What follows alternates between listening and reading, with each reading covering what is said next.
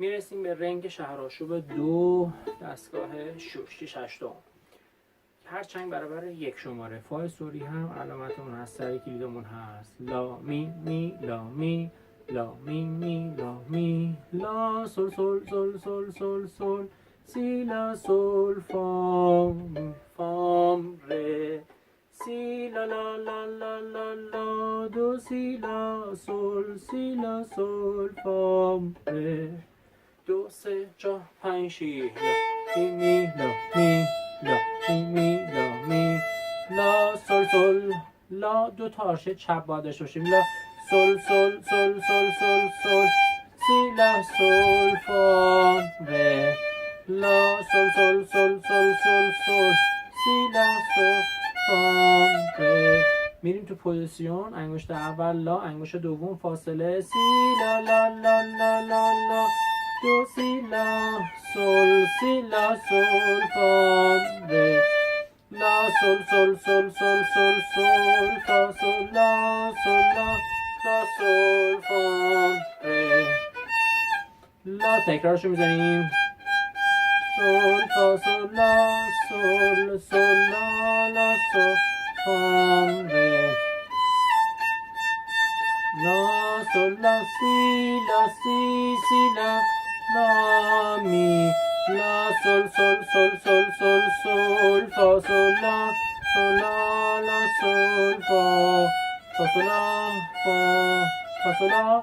تکرار 2 تا میزان. سل لا سل فا سل لا سل فا 2 3 4 5 6 1 2 3 4 5 6 لا سل فا سل لا سی سل لا سل فا سل لا سی 1 2 3 5 6 لا سی لا سل فا سل لا سل فا سل فا